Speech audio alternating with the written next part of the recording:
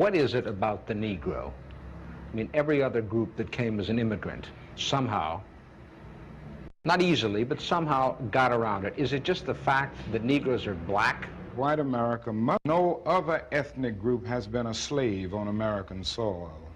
That is one thing that other immigrant groups haven't had to face. The other thing is that the color became a stigma. American society made the Negro's color a stigma. America freed the slaves in 1863 through the Emancipation Proclamation of Abraham Lincoln, but gave the slaves no land or nothing in reality, and as a matter of fact, to get started on. At the same time, America was giving away millions of acres of land in the West and the Midwest, which meant that there was a willingness to give the white peasants from Europe an economic base.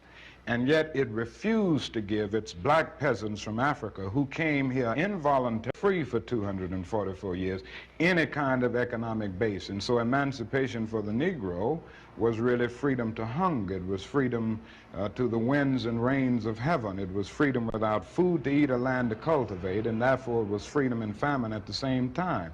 And when white Americans tell the Negro to lift himself by his own bootstraps, they don't look over the legacy of slavery and segregation. I believe we ought to do all we can and seek to lift ourselves by our own bootstraps, but it's a cruel jest to say to a bootless man that he ought to lift himself by his own bootstraps. And many Negroes, by the thousands and millions, have been left bootless as a result of all of these years of oppression and as a result of a society that deliberately made his color a stigma and something worthless and degrading.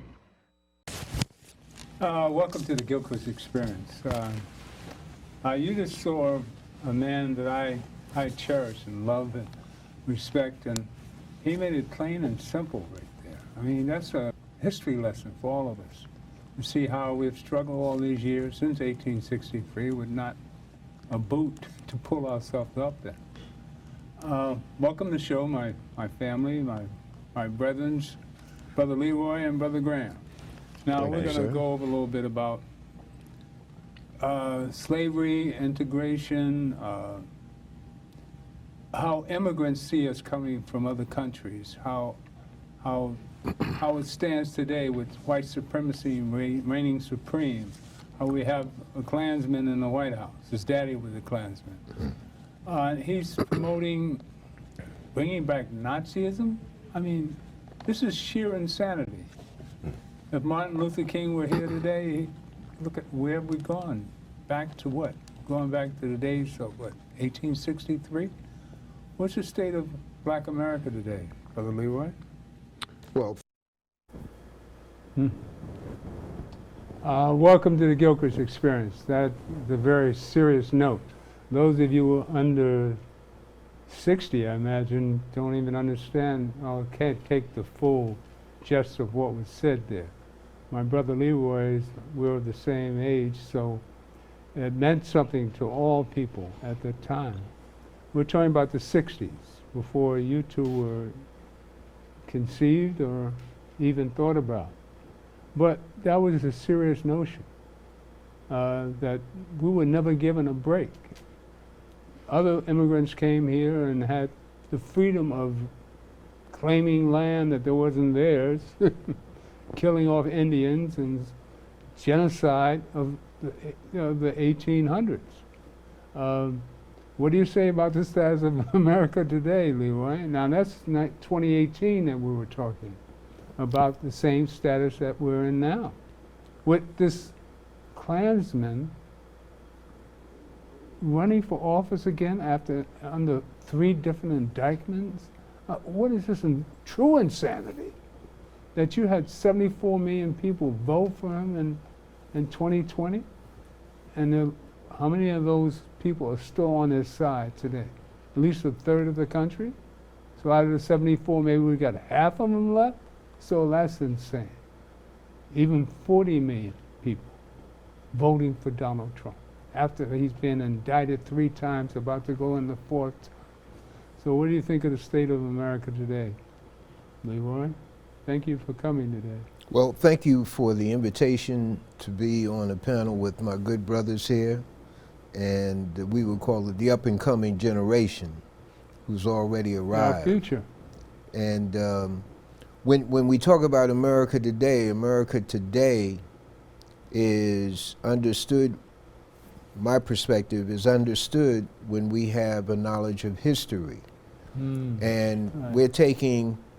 we tend to take an event and just look at the event when really we should note the event and ask the question, how did it get here? How did he, for example, you always talk about Trump, where did he get his stamina from? Where did he get his daring do from? And you look at the people he came up around, but that's for me, that's a sideshow.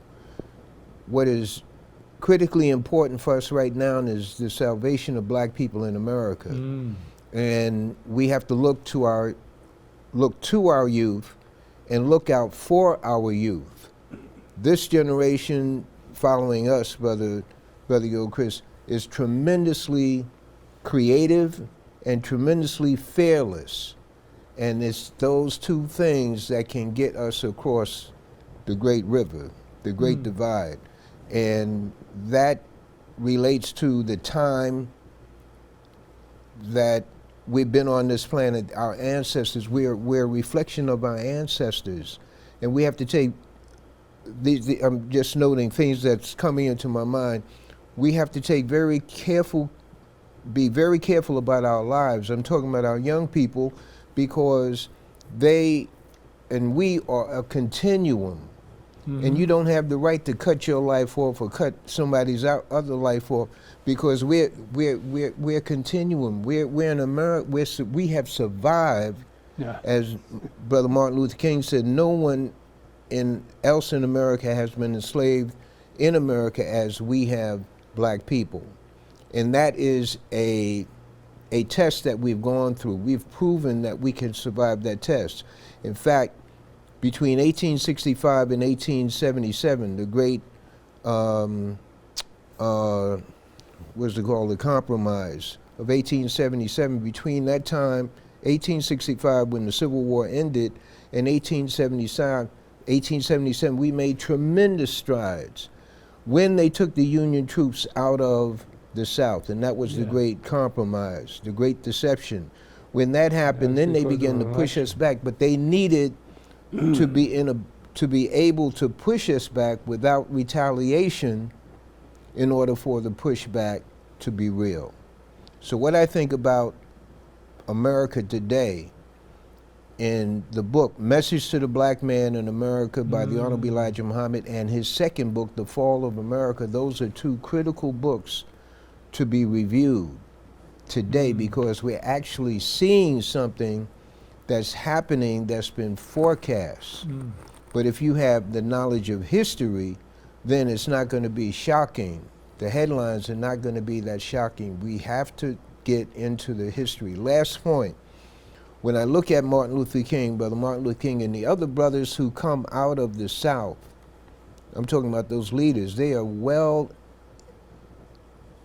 nourished with black history. They've gotten that in the black schools, the historical black colleges. They've gotten that from great teachers, people we'll never know, but who've made a difference in the lives of the black women and the black men who've gone to these schools. We have to duplicate that in the big cities. I just use that example. We have to begin what we haven't done before, that we're complaining about them not doing. They're not going to teach us black history, because when they teach us black history, it's going to reveal them. We have to teach black history to our children within our families, and do that on the weekends. Let's say 2-3 hours on a Saturday morning, participating churches and community centers. We have to, it's not a difficult thing to set up a tutoring program that teaches history and math and science. So what I think of America today is an opportunity for us to make tremendous strides. What is it? what's that thing we were talking about? That the thing the Supreme Court just knocked out. Affirmative action. Yeah. Affirmative action. They got to it too late. Yeah. We done seen how they operate internally. We know how it works. When I say we, Affirmative action came a out portion after, of us. We, after Martin died. That's when affirmative action came out. Because I benefited greatly from Martin's death. You know, in 1970, I got an affirmative action job on Fifth Avenue and 44th Street. A Southern company, and they wanted me to deal with the Jewish community and the fashion industry, because they didn't want to deal with Jews in the 70s. Jews were considered as Negroes. So that's old men talking. Now the youth today, now you're one of the brilliant youths of today, are you two here, Morehouse man and preacher, connoisseur, artist, a Renaissance man of the 21st century. I'm just a brother in the struggle. Oh, I'm just that's a brother not what in you the struggle. said 2 minutes ago. And I, you know, I bow down to my elders. Where would we be without our elders? We must glean from our elders.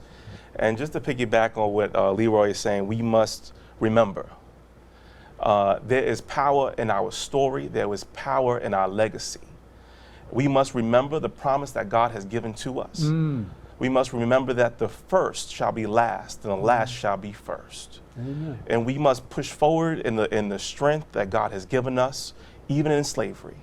They thought that we should be dead by now, but we turned the plantations into our prayer closet. That's right. We turned it into church. We turned it into a school. We turned it into all kinds of things that they thought not possible. That's right. And we came out of that. And so in coming out of that, they had to bring us back, and they hit us with the black codes, and they hit us with Jim Crow. But it's important that we do not forget our history, because what Martin was talking about, he talked about how after enslavement, Lincoln brought about the Emancipation Proclamation through an executive order. And how out of that, there was really no financial backing for us, because we had worked for free for 244 years in this country. Right. And so the question that the reporter was asking is, well, why is it that the Negro is in this condition? Right. And we're in this condition because you brought us here in chains. That's right. And because you live in the big house, but we built your house. That's right. And you are stopping us from building our own house. And that is why we're in this condition. We must remember. And it's the thing that they want to erase right now in Florida and throughout the country, is they want to rewrite our history, that they gave us job and opportunities, but what they gave us was suffering and slavery and shackles. Right. So we must push out of this narrative of believing that we are insufficient, that we have this this mindset that we are less than, but we are more than what they think we are. It is important that we understand that God created us to be in His image. That's it. And that they are afraid of what they see, God in flesh. Amen. And what we are seeing today is a replica of what Martin was dealing with in his time. What am I talking about, brothers? Currently, we have an immigrant group coming from Europe That's right. due to warfare, and they are being given resources, land, jobs, and all kinds of resources that people in this country, who my ancestors worked for free, were enslaved, don't get. But yet, just in the same time period, there were Haitians that came and they sent them straight back to Haiti. So still we see this same sort of behavior where if you're black, we're going to reduce you to the bottom of the economic podium. And if you're white and if you're from Europe, we're going to do everything we can to push you ahead. So the only way we could fight this is to remember and to come together. We are divided. We are in so many different tribes. We need to come together like the people of Israel in the Bible and fight these Philistines. Well, we've always fought amongst each other. You know, Malcolm and Martin were at each other's, during our day. We had to, let's run item 2, show them how we used to clash in the 60s. And still came out powerful. This is Malcolm and Martin. fighting amongst each. We've always fought amongst each other, and that's what we're doing today. All right? So we got to be real with ourselves. We've got to save our spirit, because we're the spiritual people of the planet. And we have to look into our own spirit. We're the, I hate to say the gods, but you look into the image that you project. And that's the whole idea of this life, spirit, is that everything's mental. It's your mental creation of how you feel you are as a human being.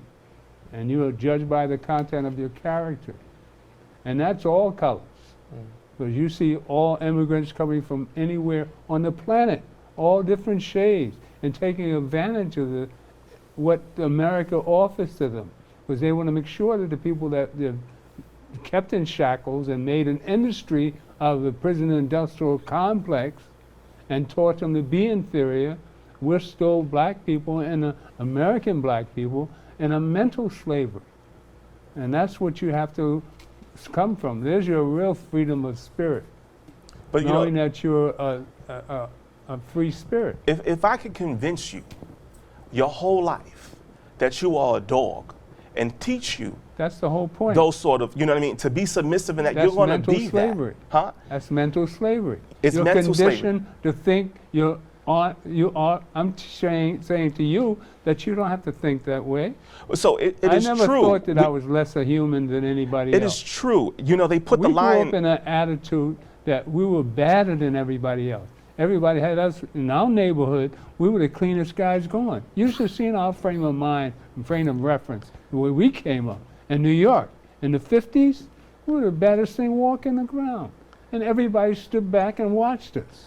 We know blackness is not about how low you can go, but it's about no matter how low they have us, we can find a way to rise up anyways. That's what I'm talking about. And we know that they put us in a cage. And like any lion, we know that these bars are not for us. Put that in your past. Put that in your past. You can't think like that. You can't bring out your hate and your anger. That keeps you limited. You free yourself with your loving spirit. You have to bring out the love energy in you. That's the God that lies within. That devil is going to always be there. So you also... You're given a kit as a human being of God and the devil. You can choose which way you want to go. You keep on hating on what happened in the past, and you'll stay in the past. You'll live in the past. You'll suffer in the past. And you hate in the past. That's what they've brainwashed us to believe. So you have to wake up and say, hey, I've been bamboozled. I'm a God. I can look in the mirror and talk to God. I don't need anybody to say anything. It's what I mentally project, and who I am is what I become.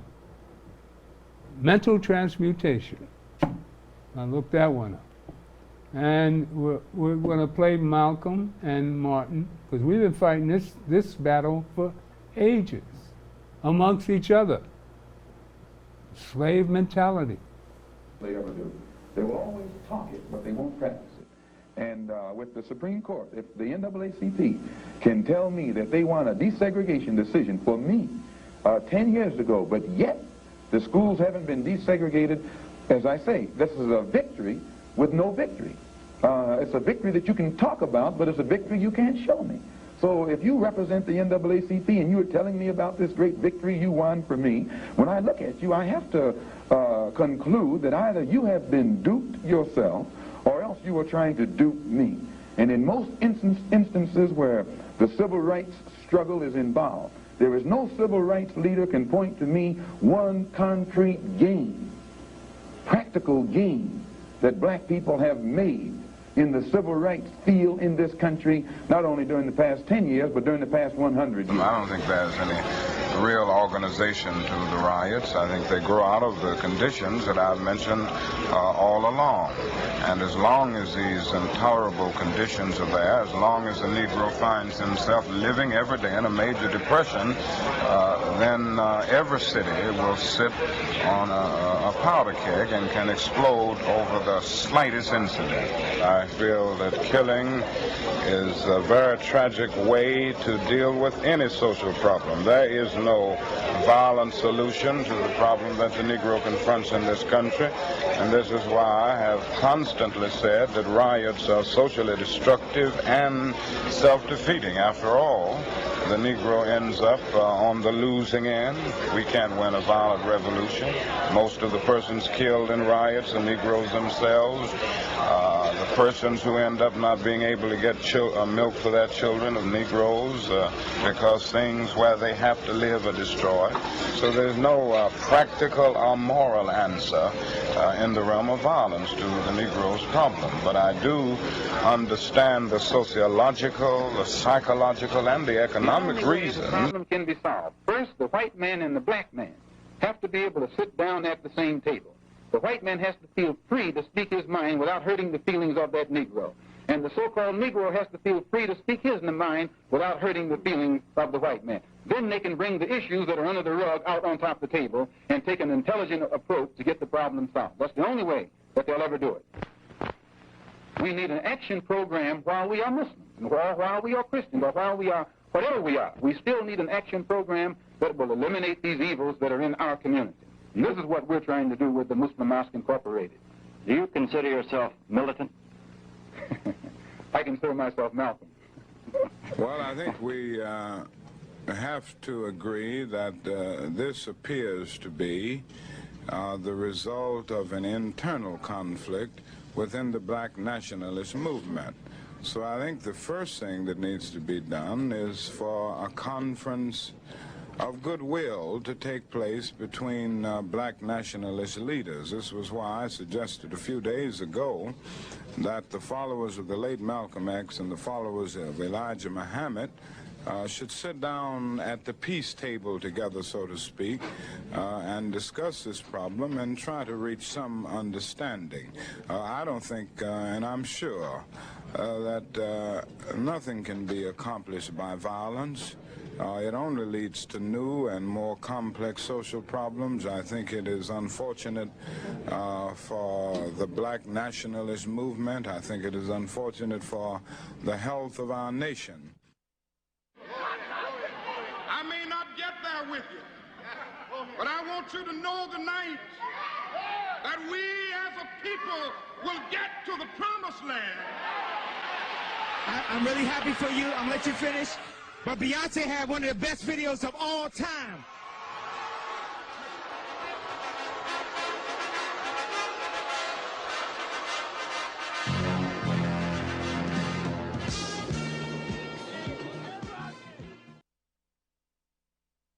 Be right in the heart.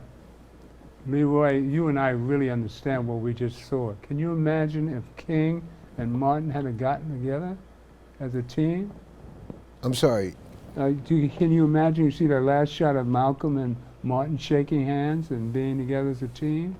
Well, it didn't happen. But I mean, can you imagine it happening back in those days? Well, what did happen is that Reverend Martin Luther King did sit down with the Honorable Elijah Muhammad. Oh, I didn't know that. Yeah, that happened on at least one occasion, possibly two. And that was in Chicago. There's a photo. There's a photo of them. And it was at the point where Reverend Martin Luther King was going into Chicago, Skokie, Illinois. And the Nazis came out and he was... And he thought he was going to kill that day. I mean, he ducked down, he was scared as hell. So that did happen. That did happen. Oh, wow. And in terms of your question, it is something that was about to happen with Malcolm and Martin Luther King. That was inevitable, but it did not happen. That's why they killed him. See, you're seeing two elders talking about something that was so fascinating. I mean, to think that we fighting amongst each other and fighting for the ballot or the bullet. Now I go today and say the ballot or the bullet. I wasn't with Malcolm. You know, Leroy joined the movement after Malcolm died. But during Malcolm, when he was alive, he was too radical for me. Talking about no pork, I mean, no girls, and no fornication. I mean, what, brother? Gil Noble does a great piece on that. And all I'm doing is giving you a youthful eye of what two elders had to struggle with during the 60s, when we made our most advancement. And all these advancements are taken away today by some cracker? I mean, Klansmen? Now, this is your challenge today. And you see what happened at Union Square? You know, what was that? Where are you going as a youth? Now, you're 21 years old and Morehouse College. Now, how does all this hit you? Well, first, let's really talk about what happened at Union Square. There's a guy named Kai Cenat. He's popular, especially with my age group. Originally from New York.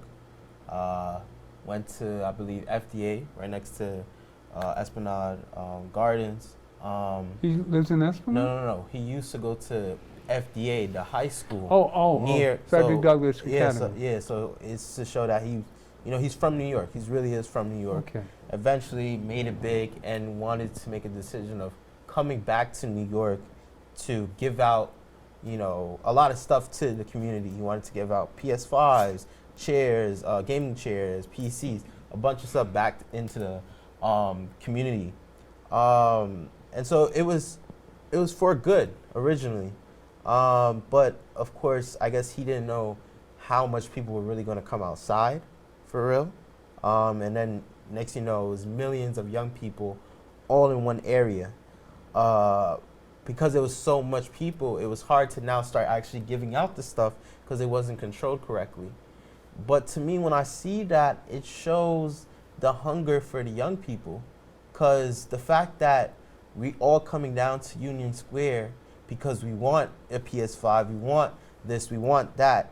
And in our communities, a lot of us cannot afford it. We can't already get those materials. And so that's how I see the situation of somebody was trying to do good, but couldn't actually do it.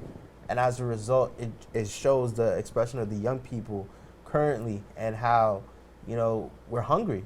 We want opportunities, we want jobs, we want to be able to live freely in this world. Now, of course, I do not believe it should have got to that point. I don't agree with how it happened, of the rioting. I definitely don't. I do also don't agree that Kai specifically should be the full reason and should be for the riot. He didn't come there for a riot. He came to give things away. But it's just a lesson. I hope that next time he does something like this, he's actually able to do it correctly. Maybe do it with Nan. We would definitely be able to organize it correctly, so that it will be controlled. People will be able to get the stuff. We always do a toy giveaway. I know Reverend Sharpton. I was there, helped out when he did the toy giveaway in Christmas. So maybe next time, him going to an organization so that we can organize it correctly. Who came up with this idea of giving away free stuff? It's him, because he Does he have all this kind of money? So yes, he's a streamer, where he basically goes on the internet. Sometimes he plays games. Sometimes he gets other celebrities to come on, have conversations, just funny videos and stuff like that. And it's just entertainment. What's the purpose of meeting, getting all these people to come to Union Square? That's the place that he specifically picked. I can't really speak more on that, but that's not too bright. I mean, Union Square, do you have a permit to have people there? I don't think Had he any idea know. what? That's That's not showing what I'm any saying. sort of That's organization. That's why I suggested that he learned from But this. you and he shouldn't brings have it- to suggest. I mean, what? I mean, it just doesn't seem like a valid story. I think somebody else wanted to see a riot, because the police were nice. I understand. We're nice. So New York cops, I mean, they beat your head in. A bunch of kids come out there throwing stuff at them. Oh, let's show the video and show them number 3. I think it's number 3 or 4. 3. Let's try 3. I've got the mayor speaking, and we can talk about this. But you made no comment about Martin Luther King and any of that. Well, I didn't get the chance to, but I could definitely speak on that too. All right. 'Cause, So what he's you a- want to do first? I can speak on the Martin Luther King. Okay, hold up.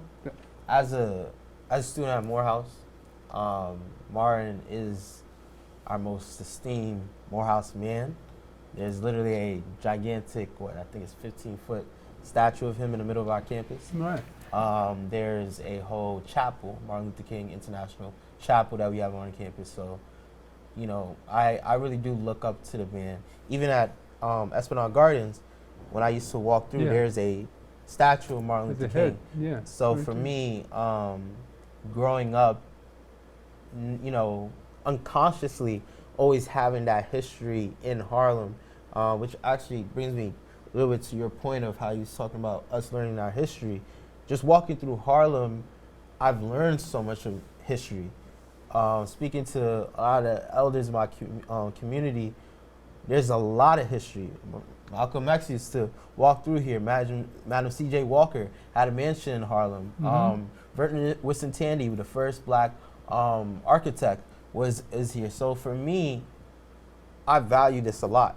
You know, I value my elders. I was originally born in Togo, West Africa, so my upbringing was always to learn about my history. My father is actually next in line for chief, and in my village, and so I was always taught to learn about back home, and I've always learned about slavery, but it was always in a different lens of an African, you know. And when I've heard those stories, it's a lot different than how I was actually taught in school. And so I have a different mindset of America and how you know, the treatment of my brothers that have came here.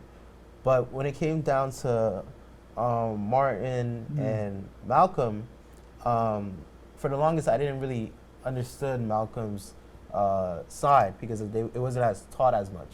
They always said his name, but they didn't really explain. Like, I didn't even know that he was part of the nation until I did my own research in middle school. So in elementary, you didn't know Malcolm was part of the nation? I didn't until middle school. Until middle school, that's when they really broke down. They broke down. Okay, this was the Nation of Islam. He was under this, and in elementary, they just said, "This is Malcolm, this is Martin, and they're amazing people that you should respect." But it was never specifically a breakdown. What their struggle was. Yeah, exactly. So what you saw here was a history lesson.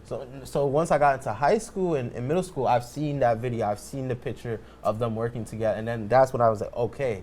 Now I really started understanding more and more. Before I got into high school, I remember reading the autobiography of Malcolm X, and that dramatically changed my life. I really completely understood the history of African Americans, because, you know, to be frank, Martin Luther King's upbringing was a little better. You know, he had his father in his life. He was in Atlanta with a lot of the other black preachers. Where compared to Malcolm, from just the first couple chapters when he brought up just his father being assassinated, how he was taken away from his mother, and how he was called Detroit Red, he was doing things here, and then eventually learn about the nation. That is when I realized a lot more. Malcolm was raised by a Garveyite. Yes. So I mean, he had black history all through him, and he went to white schools, and most of the time he was only black, and he felt he was the smartest one, and his family was more productive than most of the whites around him. His father was killed because whites were jealous of him. That's all. That's what it was, because he made things for himself. He was a carpenter, wasn't he? Yes. All right then. So he was self-sufficient. He didn't need white people. So that's what they were. See, I always find that anytime you're being downgraded, it's jealousy. I've always found white people are jealous of black people because how they've survived under all the trauma that we still rise no matter what the situation. We always rise up. So, I mean, especially in our day, you know, man, you should have seen this. Back in Malcolm and Martin's day, I mean, you see the clash of the two, but we still have respect for each other, that we don't fight the way we do today. We don't kill each other the way we do today. We love each other more back then than we do today. So what happened through all that? They become brainwashed, bamboozled. You're nothing but a nigger. And then we talk, Man, back in my day, nobody could call me a nigga. Black or white, blue or brown, or whatever. I was the first one to swing. I was a hothead. I joined the Marine Corps. I always tell that story. I had learned how to kill when I was 18. And I used to get drunk and try it out. So you couldn't get me angry. But yeah, to add on, historically there's always been that type of two sides. You know, we could look at W.E.B. Du Bois and Booker T. Du Bois was the top 10%. He was in Atlanta, he was at Morehouse, he was at Spelman, he was at Clark, trying to teach the 10% to be doctors, lawyers, while Booker T was at Tuskegee, trying to be more industrial, you know, creating the university over there. And to me, at the end of the day, I always feel like we need both. I truly believe it's everything. We need both. The only thing is, we need both, but there has to be some middle ground and some things that we as a whole agree on. You know, obviously, there's not everything, you know, even when we stand here, there's not everything we're going to always agree on. But there's certain factors that we have to come together and be like, all right, whether it's this bill, all right, we should all be pushing for this bill. Or if it's this item, we need all of us. This would equally help the black community. And that's kind of where I see, you know, as an immigrant coming in, you know, my lens are a little different. You know, coming. How would your parents think about this? About America? Yeah. Well. About Martin and Malcolm. Oh yeah, of course. My mother didn't really look, but my father and I, you know, had our discussions, and I mean, he was the one that even kind of brought Reverend Sharpton to me in the first place, because he, you know, used to go to the Saturday Action rallies when he had more time. So, you know, I've had constant conversations about it. Originally, though, when they first got to this country, it was a level of confusion, you know, because when us back in Africa think America is a utopia. And I still believe America has great opportunities and, you know, is an amazing, you know, is an amazing country. But the level of how it's taught back home is, like I said, a utopia. It's literally perfect, like almost money on trees. And so when we kind of got here and realized, oh, it's a lot harder than most people think, then we, you know, started learning and you don't know about the racism and slavery, of course. A lot. I'll tell you a story real quick. When I went back, I have a uncle in Ghana. I'm originally from Togo, but I have an uncle in Ghana.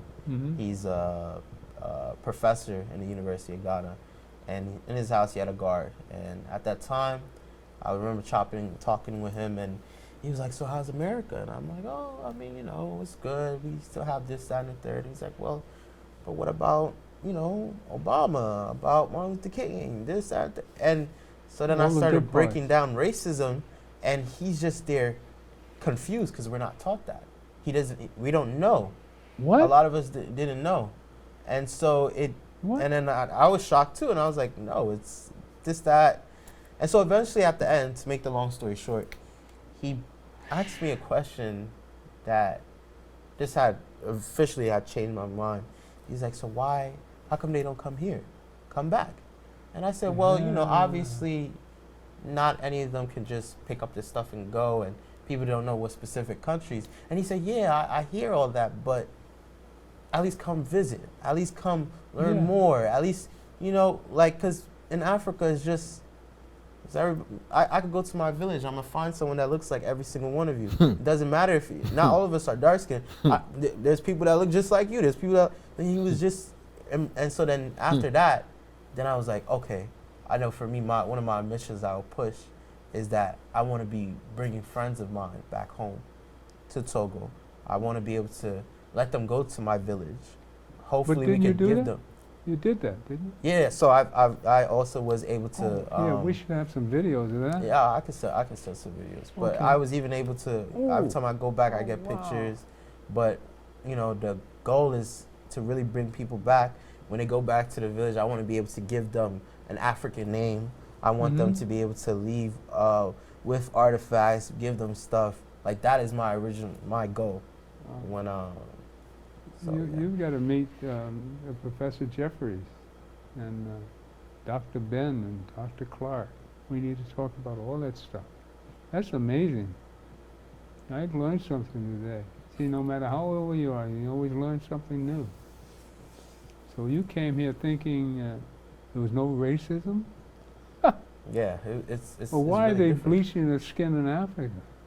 So it's colorism, you know, and I think that's something that has been facing us for just years. The Willie Lynch syndrome. Yes. The Willie And, Lynch syndrome. you know, especially, you know, we still have European. Well, you would be controls. considered white out in Africa, right? I've heard about Brazil. My wife has family in Brazil, and that I would be considered white there. Yeah. But you know, to what Felipe was talking about, you know, a lot of us, you know, feel like this is home, and we understand that This we is come from home. Africa, but we have a right here, right? I mean, We built this country. we built this country. Not so long ago, a woman stopped me in the street. I was wearing a shirt that said "Voters Matter," Black Voters Matter, and she was so offended by my T-shirt. And then she began to say to me, "When did your grandparent got here? Your grandma, you know, last year, or you know?" She's like, "Where your grandparents from?" And I said, "My relatives got here in 1619. You all just came over on the Mayflower, right? You just got here on Ellis Island." And like you said, we built this country. We made Cotton King, and then you decided to come over here. And with all the wealth in this country that we have, that we're entitled to, that you still have not given us reparations for, we're going to stay here and fight. And so I would love to visit Africa. I would love to visit the motherland.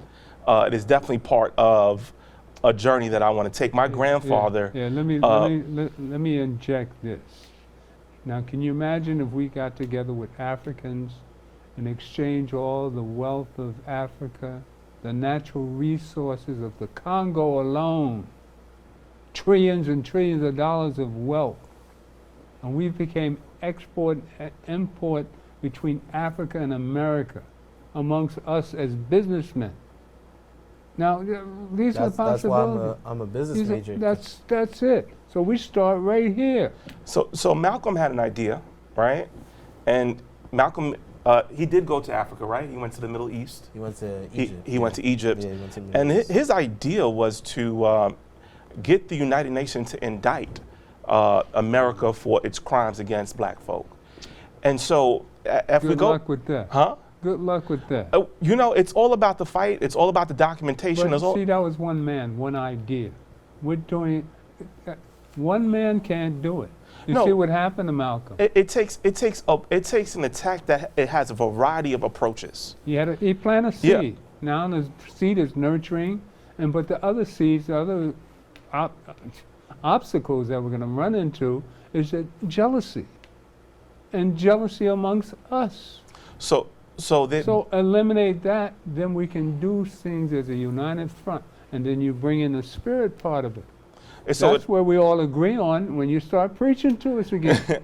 I wanted to say That's that the negative part about hate and kill and all that. I was going to say that my grandfather, who was the curator, and he also ran the African American Museum in Hempstead in Nassau County, made a trip to Africa, and he got some of the chiefs to sign a document apologizing for the slave trade. And so growing up in a household like that, I always aspired to be like my grandfather, who passed away a couple of years ago. But to talk about the relativeness of the spiritual movement, it is important to understand. Let me put this in there before Okay. you start with that. My reason for gaining on us is because I want to see us stop fighting over light and dark, old and young. I'm this religion. The white man's religion is a Muslim religion. I mean, the Christianity is a white man's religion, and Jesus was supposedly an Ethiopian, Hebrew. Okay, so I mean, these whole separations of power They get you to fight amongst each other. They put crack in our communities so we could fight over the money, greed and selfishness. And we're killing each other. Look at what's happening today. Union Square, let's go back to that. The youth today. Where are we standing today? All this preaching and all this godliness, and you get down to it, and everybody's a separate individual, and they're looking out for themselves. Every man for himself. It's always been like that. It'll stay that way until we convince ourselves that the only way to get it together is to get it together as a team. Now, export and import from Africa to here, trading ideas. Can you imagine if we got together as business people with Nan as a backup? Reverend Sharpton, he's a disciple of Martin Luther King. We're in the mix.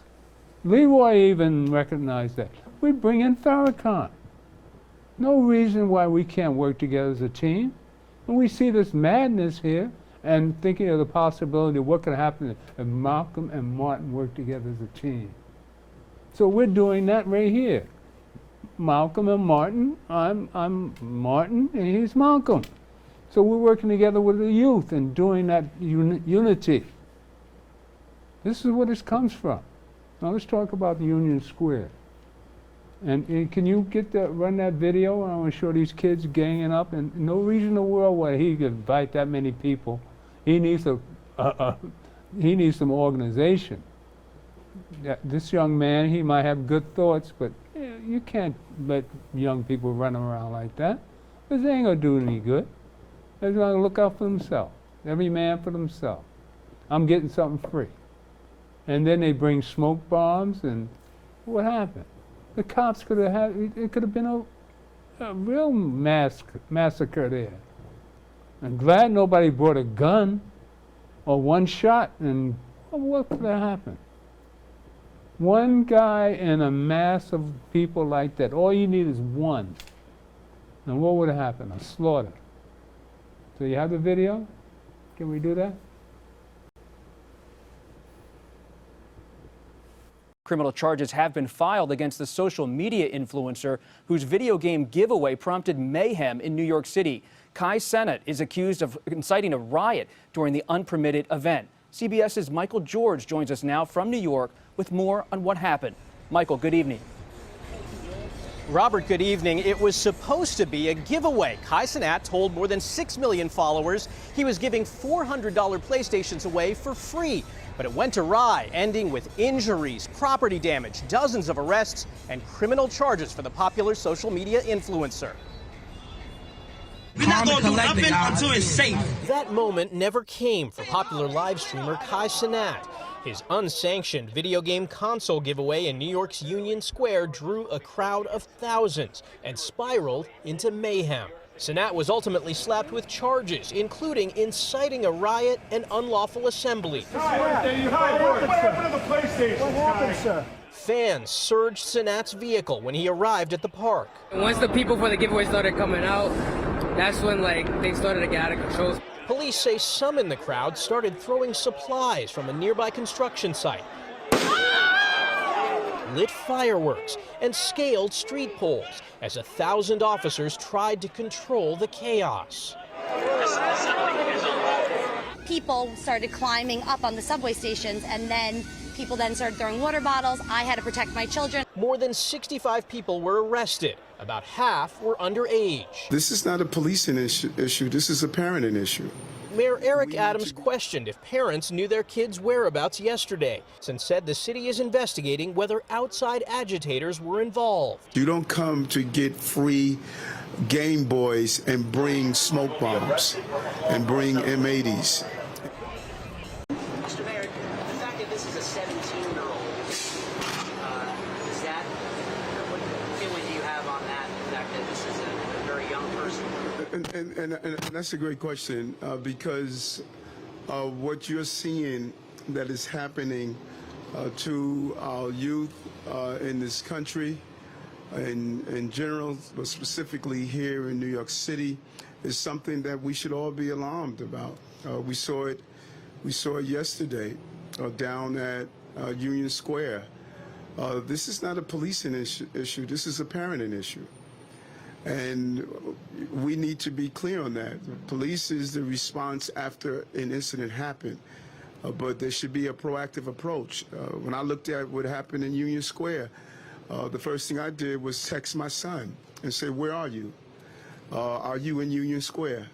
And I wonder, with the thousands of children who were there, hurling dangerous objects at police officers, disrespecting the residents in the area, attacking each other. How many parents text their children? And, you know, that old commercial that says 10 p.m., do you know where your children are? How many looked at that and said, let me text my son, let me call my daughter, are you down there? And so police is not going to be able to resolve these issues on our own. The great level of restraint we saw yesterday by the New York City Police Department, that could have turned really ugly. And as I monitored and communicated with the on-the-ground teams, you know, telling them these are young people. We have to, you know, be mindful of that as we bring back order.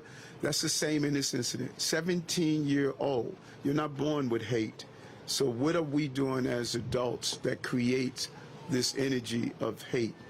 And that energy that's created is not coming from a community such as the Muslim community that is aware of the hate that they see every day. It's not coming from the LGBTQ plus community of the hate they experience. So it's coming from other entities that we need to fight against. And the only way we can win is we are united in our fight. And that's why we're standing here today on the announcement of this apprehension. Quick question. What's your message to parents? I mean, clearly, like you said, as a 17-year-old, yesterday there was a chaos erupted. Young people, your message to parents, what would you say to that?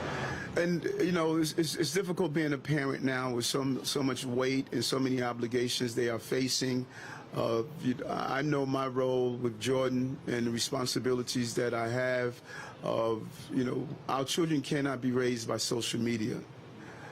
Our children cannot get their values, their beliefs from social media and other outside entities. And it's about being aware that the things that my mother needed to raise me is different from the things that parents need today. Our children are being inundated by influencers, by those who consider themselves to be credible messengers. This young man yesterday, he had a substantial number of followers.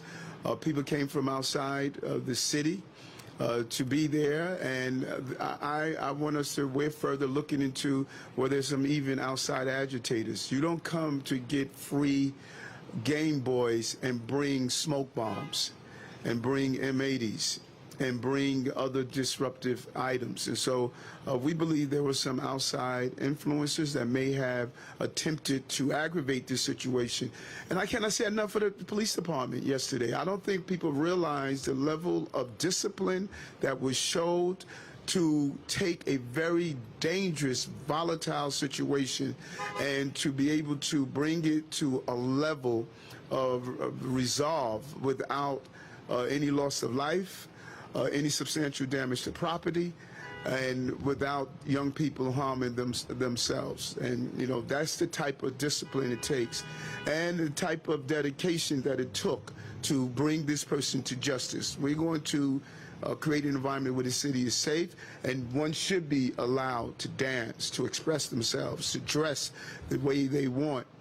This is what I fought for years ago with the Gay Officers Action League, and I'm not going to relinquish that fight as the mayor of the city of New York.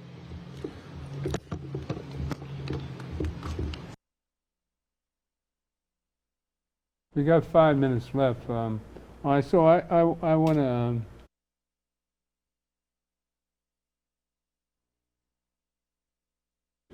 that Mayor Adams has proposed on gun violence. Yeah, so he proposed a $500 million bill. It's called the Blueprint, a blueprint. And it's well, first of all, it's going to be in the South Bronx specifically, and then in Brooklyn. Those are where the money is going to be put. What about Harlem? Because so those are the hardest hit specifically for gun violence, according to him. So that's why he picked those areas. Now, there's 7 strategies, but the 2 I really wanted to, I mean, in the 500 million, there's 7 strategies that he put. The 2 ones that I feel I wanted to discuss the most is one about job searching and entrepreneurship, and then the second one was about the trauma response. For with the job and entrepreneur trauma response. So that's around mental health and that type of stuff. So the first part with the entrepreneurship to me is so crucial because a lot of young people are always looking for money, always looking for jobs. That's why summer youth to me is so, like summer youth employment, those programs that New York City has is so important. You know, now me, I've never gotten summer youth. I was never picked. The reason why is because the pool is so big and so large of young people applying across the city. So it's not always enough jobs for everyone. And so me now, obviously I had a lot of other programs and stuff like that. And that's how I'm able to get a job. But now that they're about to fund money specifically in those areas, to me it is really good. The second strategies I want to speak specifically about is the mental health. So now they want to put funding out for mental health resources, counselors, specifically for young people and people who are diagnosed with mental health issues. And to me, I think that's amazing. Mental health right now is dramatically impacting the whole country.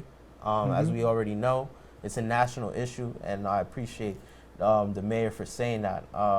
You know, and to be honest, I'm thinking about taking pieces of that. We're actually creating a national policy agenda for the Youth and College Division that I'm in charge of. So, you know, if anybody would love to add on to that, because we're going to be in Washington, D.C. on August 26th. Hello. And so, you know, that's the work that we're doing. That's we're going to have to do a show about that. Jobs and justice. Well, I'm afraid we're out of time, gentlemen. And this has been interesting. I see a whole future here in this crew here. We got a whole new crew, right? We get to talk about the old and the new. And this is what it's all about. See, coming to the Gilchrist experience, you experience the old and the new. In closing, the mental health thing has to be looked at extremely carefully, because that's where they give us pills. And there are brothers on the street now who act all kinds of ways. They were in foster care and given pills. And there's pills on top of pills. These people do not look at the spirituality of the human being, and definitely us, not looking at that for us. We have to step up. And I'm talking about those individuals within the black community who are versed in psychology and sociology have to step up. What you saw down in Union Square was the energy that always has existed in the summer, but where are the summer jobs? These same Negroes who get up and talk about this, that, and the other, they cut the summer jobs. If they had summer jobs, these youth would have been in community centers and whatnot, and as they were getting ready to go, the counselors said, "Where you going?" "We're going down to Union Square." Whoa, for what? They would have gone with them or not stopped them. There was that kind of energy that wasn't there. The other thing is you have jobs. See, you don't want to allow them to demonize black children. Yeah, we got a minute. Which is what they would very gladly do. Super predators and all that other kind of garbage. Well, there you go. See, we have to experience what happened in the past. They start throwing money at us, and there's a lot of thievery involved and misdirection. Just like this young man had the right idea, but the wrong organizations. So we have to be careful when they start throwing out money, because how it's used properly and how it's directed and how it encourages, not producing greed and selfishness and you know, and everybody looking out for themselves. All right, so we're preaching unity and thoughtfulness and godliness, most of it, because the God in me loves the God in you. And stay tuned for more encouragement and get out of the doldrums of slave mentality. Peace and God be with you. Amen. And it goes on. The beat goes on. From 82 on. Amen. Peace and love. God bless. We did a number there.